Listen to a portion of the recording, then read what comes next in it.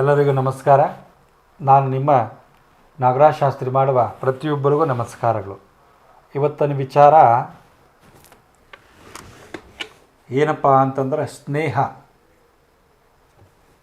ನಾವು ಹುಟ್ಟಿನಿಂದ ಇದುವರೆಗೂ ನಾವು ಬಂದಿರುವಂಥ ಹಾದಿಯಲ್ಲಾಗಲಿ, ನಾವು ಮಾಡುವಂಥ ಯಾವುದೇ ಒಂದು ವಿಚಾರದಲ್ಲಿ ಆಗಲಿ, ಸ್ನೇಹ ಅಂತಂದರೆ ನಮ್ಮ ಗೆಳೆಯರು ಬಹಳಷ್ಟು ವಿಶೇಷವಾಗಿರುತ್ತೆ. ನೋಡಿ, ನಾವು ಸ್ಕೂಲಲ್ಲಿ ಸೇರಿದಾಗಿಂದ ಕೊನೆಯವರೆಗೂ ನಮ್ಮ ಸ್ನೇಹಿತರು ಎಷ್ಟು ಜನ ಇರ್ತಾರೋ ಅಷ್ಟು ಜನ ನಮ್ಮ ಹಿಂದೆ ಬರ್ತಾರೆ. ನಾವು ಒಂದೇ ಜೊತೆಯಲ್ಲಿ ಕೂತ್ಕೊಂಡು ಊಟ ಮಾಡ್ತೀವಿ, ಒಂದೇ ತಟ್ಟೆಯಲ್ಲಿ ತಿಂತೀವಿ, ಒಂದೇ ಜೊತೆಯಲ್ಲಿ ಬಾಳ್ತೀವಿ, ಒಂದೇ ಜೊತೆಯಲ್ಲಿ ಓದ್ತೀವಿ. ಆಗ ಭೇದ ಭಾವ ಯಾವುದೂ ಇಲ್ಲ.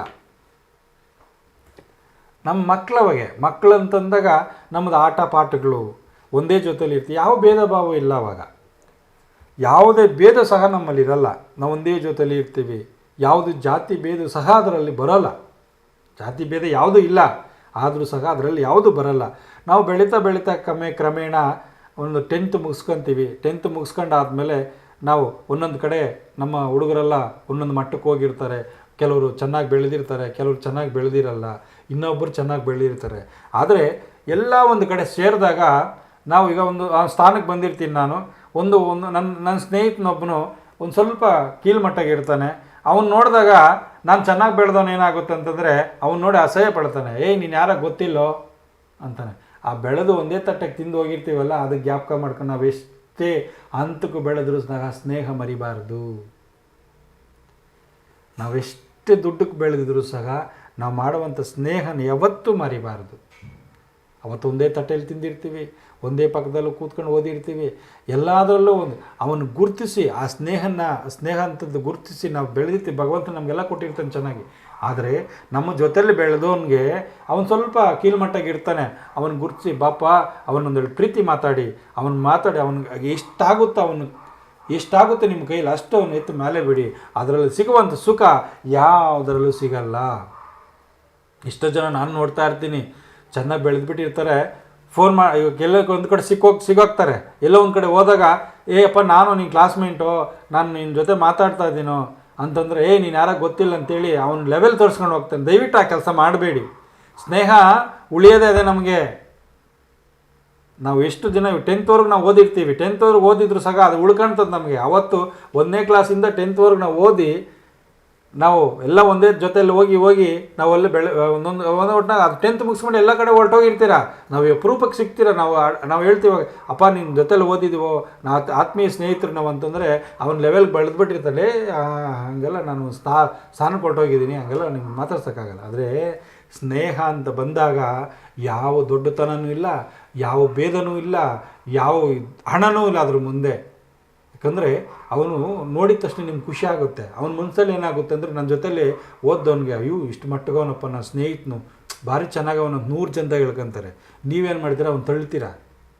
ಅದು ಮಾಡಬೇಡಿ. ಅವ್ನು ಪುಷ್ ಮಾಡಿ, ಅವನ ಎತ್ತಿ ಮೇಲೆ ಇಡ್ರಿ. ನಿಮ್ಮ ಕೈಲಾದಷ್ಟು ಅವ್ನಿಗೆ ಸಹಾಯ ಮಾಡಿ. ಅವನು ಸ್ನೇಹಿತ ನನ್ನ ಜೊತೆ ಓದೋನಂತ ಒಂದು ಹಂತಕ್ಕೆ ತಗೊಂಬನ್ನಿ. ಆದರೆ ಸ್ನೇಹ ಮಾತ್ರ ಯಾವತ್ತೂ ಮರಿಬೇಡಿ. ನಾವು ಎಷ್ಟೇ ಲೆವೆಲ್ಗೆ ಹೋದ್ರು, ಎಷ್ಟೇ ಹಂತವಾಗಿ ಬೆಳೆದ್ರು ನೋಡಿ, ಪ್ರತಿಯೊಬ್ಬರು ಓದಿರ್ತೀರ, ಜೊತೆಗಳಲ್ಲಿ ಓದಿರ್ತೀರ. ದಯವಿಟ್ಟು ಇದೊಂದು ಅರ್ಥ ಮಾಡ್ಕೊಳ್ಳಿ. ಪ್ರೀತಿ ಸ್ನೇಹ ಬರೋದೇ ನಾವು ಓದಂಥ ನಮ್ಮ ಸ್ನೇಹಿತರ ಜೊತೆಯಿಂದ. ನಮಗೆಲ್ಲಾದರೂ ಕಷ್ಟ ಬಂದಾಗ ಅವನು ನಮ್ಗೆ ಗೊತ್ತಿರಲ್ಲ, ಆದರೆ ಅವ್ನಿಗೆ ಎಲ್ಲೋ ಒಂದು ಕಡೆ ಗೊತ್ತಿರ್ತದೆ. ಅವ್ನು ಬಡವನ ಶ್ರೀಮಂತನ ನೋಡಲ್ಲ. ಅವನು ಆ ಕಷ್ಟ ಬಂದಾಗ ನಮ್ಮನ್ನು ಏನು ಮಾಡ್ತಾನೆ, ಅವನು ಹಾತ್ಕೊಂತಾನೆ.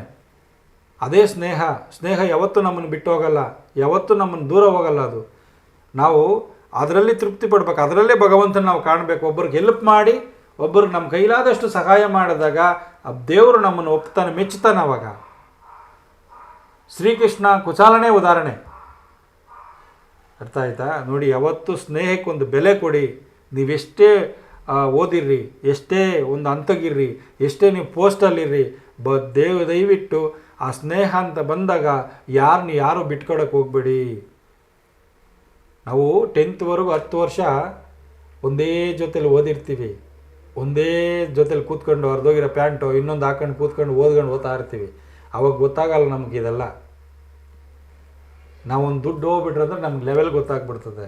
ಆದರೆ ನಾವು ಹಿಂದೆ ಮಾಡಿರೋದು ಯಾವತ್ತೂ ನಾವು ಮರಿಬಾರ್ದು. ಅವನಿಗೆ ನಮ್ಮನ್ನು ನೋಡಿದ ತಕ್ಷಣ ಖುಷಿ ಆಗ್ಬಿಡ್ತದೆ. ನನ್ನ ಜೊತೆಗಿದ್ನಪ್ಪ ರಮೇಶ್, ನಾನು ಚೆನ್ನಾಗಿ ಬದುಕವನೇ, ಚೆನ್ನಾಗವನಪ್ಪ ಅವ್ನು ಚೆನ್ನಾಗಿರಲಿ ಅಂತ. ಆದರೆ ನೀವೇನು ಮಾಡ್ತೀರಾ, ನೀವು ಲೆವೆಲ್ಗೆ ಹೊರಟೋಗಿರ್ತೀರಾ, ಅಯ್ಯೋ ಅವ್ರನ್ನ ಹತ್ರಕ್ಕೆ ಬಂದರೂ ಸಾಕು ದೂರ ಸರಿತೀರ. ದಯವಿಟ್ಟು ಆ ಕೆಲಸ ಮಾಡಬೇಡಿ. ಸ್ನೇಹಕ್ಕೆ ಒಳ್ಳೆ ಬೆಲೆ ಐತೆ, ಅದನ್ನು ಉಳಿಸ್ಕೊಳ್ಳಿ. ಆ ಉಳಿಸ್ಕೊಂಡಾಗ ಭಗವಂತನು ಮೆಚ್ಚುತ್ತಾನೆ. ಆ ಮೆಚ್ಚಿದಾಗ ಅದ್ರಾಗೆ ನಾವು ತೃಪ್ತಿ ಪಡ್ಬೋದು. ನಾವು ಇಷ್ಟೊಂದು ಐಶ್ವರ್ಯ ಮಾಡ್ಕೊಂಡ್ರೆ ಏನರಲ್ಲಿ ಸುಖ ಬರಲ್ಲ ನಮಗೆ. ಎಷ್ಟೇ ಕೋಟಿ ಇದ್ದರೂ ಸಹ ನಮಗೇನು ಸುಖ ಬರಲ್ಲ. ಆ ಕೋಟಿ ಓದೋಷ್ಟು ಆರೋಗ್ಯ ಕೆಡ್ತಾ. ಆದರೆ ಸ್ನೇಹ ಅಂತಂದ 4 ಜನ ಒಂದಕ್ಕೆ ಸೇರಿ ನೀವು ಏನೋ ಒಂದು ಸಣ್ಣದಾಗಿ ಪಾರ್ಟಿ ಮಾಡ್ತೀರಿ, ಎಲ್ಲೋ ಒಂದು ಕಡೆ ಹೋಗಿರ್ತೀರಿ, ಆ 10 ಜನ ನೀವು ಒಂದಕ್ಕೆ ಸೇರ್ತೀರಿ ನೋಡಿ, ಅಲ್ಲಿ ಸಿಕ್ಕ ಮಜಾ ಎಲ್ಲೂ ಸಿಗಲ್ಲ ನಿಮಗೆ. ಆ 10 ಜನ ಕೂತ್ಕೊಂಡು ಆ ಹುಡುಗರು ಮಾತಾಡ್ಕೊಂಡು ಕೂತ್ಕೊಳ್ತೀರಲ್ಲ, ಅದು ಸಿಕ್ಕಂಥದ್ದು ಎಲ್ಲೂ ನಿಮಗೆ ಸಿಗಲ್ಲ. ಆ ಪ್ರೀತಿ ವಿಶ್ವಾಸ ಎಲ್ಲೂ ನಿಮ್ಗೆ ಸಿಗಲ್ಲ. ದಯವಿಟ್ಟು ಅದು ಸ್ನೇಹ ಅನ್ನೋದು ಮರಿಬೇಡಿ. ನಿಮ್ಮ ಎಲ್ಲಿ ಸಿಗ್ತಾರೋ ನಿಮ್ಮ ಕ್ಲಾಸ್ಮೇಟ್ಗಳು ಇವರೆಲ್ಲ ಇರ್ತಾರಲ್ಲ, ಅವ್ರನ್ನ ಪ್ರೀತಿ ಮಾಡಿ, ನಿಮ್ಮ ಕೈಲಾದಷ್ಟು ಅವ್ರಿಗೆ ಸಹಾಯ ಮಾಡಿ, ಅವ್ರನ್ನ ಮೇಲೆ ಎತ್ತಿ, ಅವ್ರನ್ನೂ ಒಂದು ಹಂತಕ್ಕೆ ಕಂಡ್ರಿ. ನೀವು ಎಷ್ಟೇ ಲೆವೆಲ್ಗೆ ಬೆಳೆದಿದ್ರು ಕೂಡ ಆ ಸ್ನೇಹ ಮರಿಬೇಡಿ ದಯವಿಟ್ಟು. ನಾನು ಹೇಳೋದು ಇಷ್ಟೇ ಎಲ್ರಿಗೂ, ಸ್ನೇಹ ಅನ್ನೋದು ಭಾಳಷ್ಟು ಒಂದು ಸ್ನೇಹ ಅನ್ನೋದು ತುಂಬ ದೊಡ್ಡದದು. ಇವತ್ತೆಷ್ಟೋ ಜನ ಬೆಳೀತಾ ಇದ್ರು ಕೂಡ ಸ್ನೇಹ ಅಂತ ಅವ್ರು ಓದೇ ನಪ್ಪ ನಿನ್ನ ಜೊತೆಗೆ ಓದಿದ್ನೋ 10ನೇ ಕ್ಲಾಸ್ವರೆಗೂ ಅಂತಂದರೆ ಯಾರು ನಿಮ್ಗೆ ಗೊತ್ತಿಲ್ಲ ಹೋಗೋ ಅಂತಾರೆ. ದಯವಿಟ್ಟು ಆ ಕೆಲಸ ಮಾಡಬೇಡಿ. ನೀವು ನೋಡಿರ್ತೀರ, ಅವನು ನೋಡಿರ್ತೀರ, ನಿಮ್ಮ ಮುಖ ಪರಿಚಯ ಆಗಿರ್ತದೆ. ಅರ್ಥ ಆಯ್ತಾ? ನಿಮ್ಮ ಮುಖ ಪರಿಚಯ ಆಗಿರ್ತದೆ. ಅವನ ಕಷ್ಟನ ಸುಖನ ಕೇಳಿ, ನಿಮ್ಮ ಕೈಲಿ ಹೆಲ್ಪ್ ಆಗಿಲ್ಲ, ಅವ್ನ ಕಷ್ಟನ ಸುಖ ಕೇಳಿ, ಅವ್ನು ಕರ್ಕೊಂಡೋಗಿ ಒಂದು ಪಕ್ಕದಾಗ ಒಂದು ಟೀನೋ ಕಾಫಿನ ಕೊಡಿಸಿದಾಗ ಅವನಪ್ಪ ನನ್ನ ಸ್ನೇಹಿತ ಹೆಂಗವನಂತ 100 ಜನ ಬೆಳ್ಕೊಂತಾರೆ.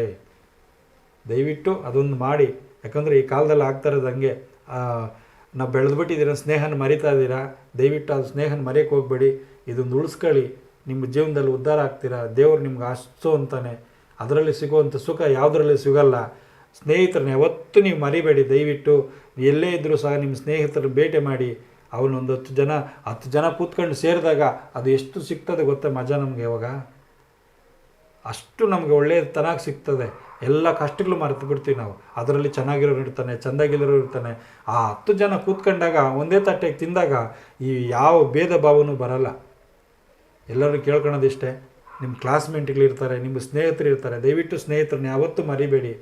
ಅವ್ರನ್ನ ಹುಡುಕಿ ನಿಮ್ಮ ಕೈಲಾದಷ್ಟು, ನೀವು ಬೆಳೆದಿರ್ತೀರಲ್ಲ, ನಿಮ್ಮ ಕೈಲಾದಷ್ಟು ಅವ್ರನ್ನ ಪುಷ್ ಮಾಡಿ ಮೇಲೆ ತನ್ನಿ. ಅದರಲ್ಲಿ ಸಿಗುವಂಥ ಮಜಾ ಯಾವುದ್ರಲ್ಲಿ ಸಿಗಲ್ಲ. ಎಲ್ಲರಿಗೂ ಅದೊಂದು ತಿಳಿಸ್ಕೊಡ್ಬೇಕಂತ ಈ ವಿಚಾರ ಮಾತಾಡ್ತಾ ಇದ್ದೀನಿ. ದಯವಿಟ್ಟು ಎಲ್ಲರೂ ಕಿವಿಗೆ ಹಾಕೊಳ್ಳಿ. ಈ ಮಾತನ್ನು ನಡೆಸ್ಕೊಡ್ತೀನಿ ಅಂತೇಳಿ ದೇವರನ್ನು ಪ್ರಾರ್ಥನೆ ಮಾಡೋಣ. ಸರ್ವೇ ಜನ ಸುಖಿನೋ ಭವಂತು.